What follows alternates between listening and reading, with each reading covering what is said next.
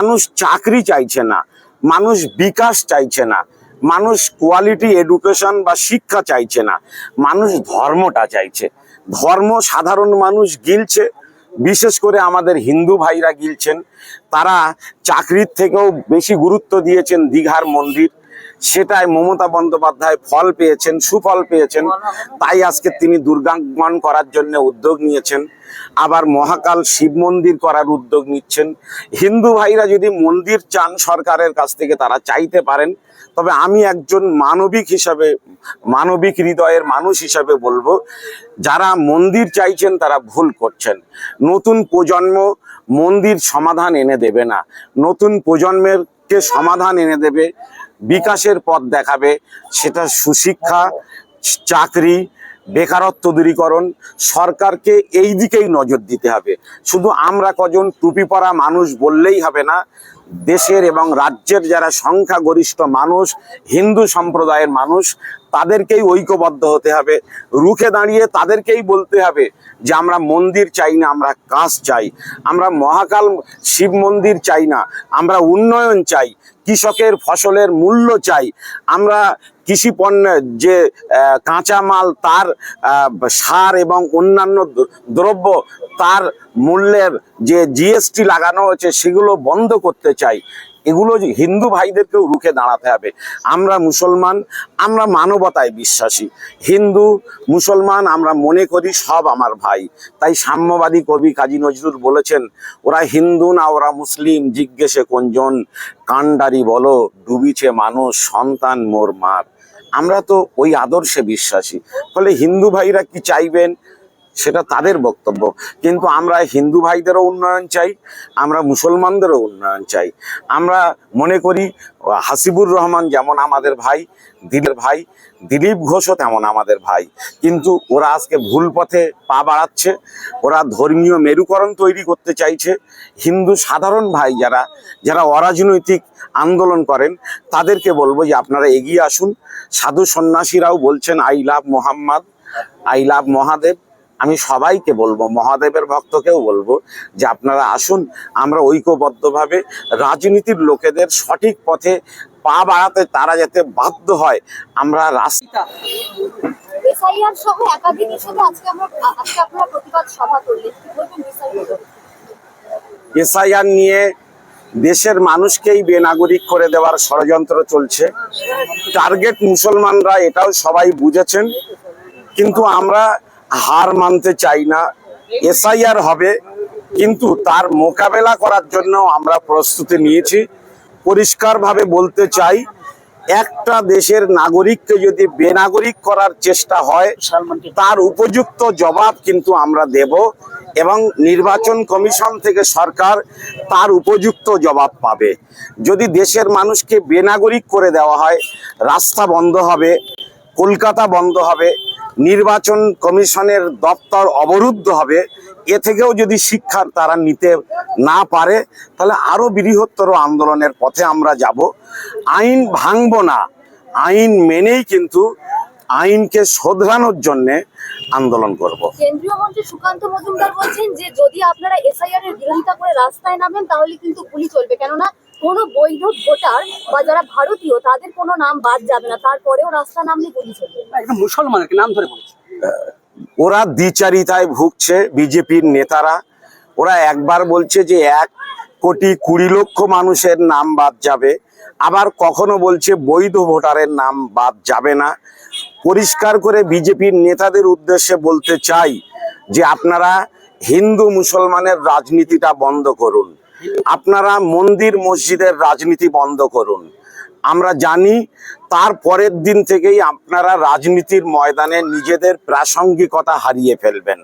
কেননা হিন্দু মুসলমান আর মন্দির মসজিদের রাজনীতি করেই বিজেপি তাকে প্রাসঙ্গিক জায়গায় রাখার চেষ্টা করেছে, গদি মিডিয়াকে কাজে লাগিয়ে। কিন্তু যেদিন তারা এই সাম্প্রদায়িক মেরুকরণ রাজনীতি বন্ধ করবে, মানুষ যেদিন রুখে দাঁড়াবে ওদের এই সাম্প্রদায়িক ভেদাভেদের রাজনীতি বন্ধ করার জন্যে, বাধ্য করবে মানুষ যেদিন, সেদিন বিজেপি আর ভারতবর্ষে থাকবে না। বিজেপির সুকান্ত বলুন বা শুভেন্দু বলুন, ওই শসাদের বক্তব্যও কিন্তু সেদিন আর মানুষ শুনতে পারবে না। মানুষ মন্দির চায় না, মসজিদ চায় না, মানুষ চাকরি চায়, মানুষ শিক্ষা চায়, মানুষ উন্নয়ন চায়, মানুষ শীঘ্রই আপনারা দেখবেন সে দাবি হবে যে রাজনীতির নেতারা যদি হিন্দু মুসলিম মন্দির মসজিদের রাজনীতি করে তাহলে তাদের বিরুদ্ধে নির্বাচন কমিশনকে ব্যবস্থা নিতে হবে। আগামী দিনে তারা যাতে নির্বাচনে প্রতিদ্বন্দ্বিতা করতে না পারে সেই ধরনের যে আইন আমাদের নির্বাচন কমিশনের আছে এবং ভারতের সংবিধানে আছে সেটাকে কার্যকরী করতে হবে। আজকের নির্বাচন কমিশনের দপ্তর না ওটা বিজেপির দপ্তর, রাজভবন না বিজেপির কার্যালয়, এটা সাধারণ মানুষকে আলাদা করতে, আলাদা করে বুঝতে এবং ভাবতে কষ্ট হচ্ছে। এটাই লজ্জার।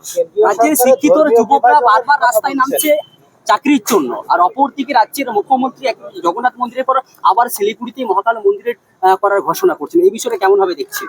আসলে গদি মিডিয়ার মাধ্যমে মানুষ বুঝতে পাচ্ছেন বা মানুষ বোঝাতে চাইছেন মানুষকে যে মানুষ উন্নয়ন চাইছে না, মানুষ চাকরি চাইছে না, মানুষ বিকাশ চাইছে না, মানুষ কোয়ালিটি এডুকেশন বা শিক্ষা চাইছে না, মানুষ ধর্মটা চাইছে। ধর্ম সাধারণ মানুষ গিলছে, বিশেষ করে আমাদের হিন্দু ভাইরা গিলছেন। তারা চাকরির থেকেও বেশি গুরুত্ব দিয়েছেন দীঘার মন্দির, সেটাই মমতা বন্দ্যোপাধ্যায় ফল পেয়েছেন, সুফল পেয়েছেন, তাই আজকে তিনি দুর্গাঙ্গন করার জন্য উদ্যোগ নিয়েছেন, আবার মহাকাল শিব মন্দির করার উদ্যোগ নিচ্ছেন।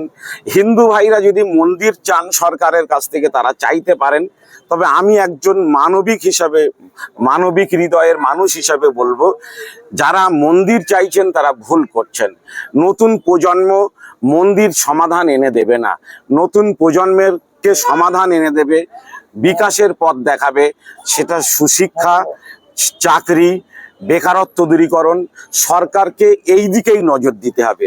শুধু আমরা কজন টুপি পরা মানুষ বললেই হবে না, দেশের এবং রাজ্যের যারা সংখ্যাগরিষ্ঠ মানুষ, হিন্দু সম্প্রদায়ের মানুষ, তাদেরকেই ঐক্যবদ্ধ হতে হবে। রুখে দাঁড়িয়ে তাদেরকেই বলতে হবে যে আমরা মন্দির চাই না, আমরা কাজ চাই, আমরা মহাকাল শিব মন্দির চাই না, আমরা উন্নয়ন চাই, কৃষকের ফসলের মূল্য চাই, আমরা কৃষি পণ্যের যে কাঁচামাল তার সার এবং অন্যান্য দ্রব্য তার মূল্যের যে জিএসটি লাগানো হয়েছে সেগুলো বন্ধ করতে চাই। এগুলো হিন্দু ভাইদেরকেও রুখে দাঁড়াতে হবে। আমরা মুসলমান, আমরা মানবতায় বিশ্বাসী। হিন্দু মুসলমান আমরা মনে করি সব আমার ভাই। তাই সাম্যবাদী কবি কাজী নজরুল বলেছেন, ওরা হিন্দু না ওরা মুসলিম, জিজ্ঞেসে কোনজন, কান্ডারি বলো ডুবিছে মানুষ, সন্তান মোর মার। আমরা তো ওই আদর্শে বিশ্বাসী। ফলে হিন্দু ভাইরা কি চাইবেন সেটা তাদের বক্তব্য, কিন্তু আমরা হিন্দু ভাইদেরও উন্নয়ন চাই, আমরা মুসলমানদেরও উন্নয়ন চাই। আমরা মনে করি হাসিবুর রহমান যেমন আমাদের ভাই, দিলীপ ঘোষও তেমন আমাদের ভাই, কিন্তু ওরা আজকে ভুল পথে পা বাড়াচ্ছে। ওরা ধর্মীয় মেরুকরণ তৈরি করতে চাইছে। হিন্দু সাধারণ ভাই যারা যারা অরাজনৈতিক আন্দোলন করেন তাদেরকে বলবো যে আপনারা এগিয়ে আসুন। সাধু সন্ন্যাসীরাও বলছেন I love Mohammad, I love Mahadev. আমি সবাইকে বলবো, মহাদেবের ভক্তকেও বলবো যে আপনারা আসুন, আমরা ঐক্যবদ্ধভাবে রাজনীতির লোকেদের সঠিক পথে পা বাড়াতে তারা যাতে বাধ্য হয়, আমরা রাস্তায় নেমে সে ঈদগাহ, আমাদের মাদ্রাসা কেড়ে নেওয়ার ষড়যন্ত্র চলছে। ওবিসি কোটায় কিছু মুসলিম ছেলে চাকরি পাচ্ছিল, সে অধিকারটাও কেড়ে নেওয়ার চেষ্টা করছে। আমাদের রাজনৈতিকভাবে সচেতন হতে হবে। সচেতন হওয়ার মানে রাজনৈতিক মিছিল করার কথা বলবো না, কিন্তু যাদেরকে ভোট দেব তাদের কাছ থেকে অধিকারটা বুঝে নেব।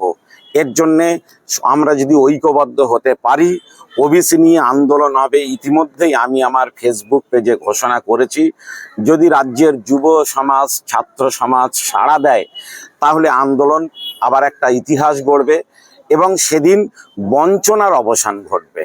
আমাদের আন্দোলন হিন্দু ভাইদের বিরুদ্ধে নয়, আমাদের আন্দোলন উন্নয়নের পক্ষে, বেকারত্বের বিরুদ্ধে, চাকরির জন্যে, শিক্ষার জন্যে।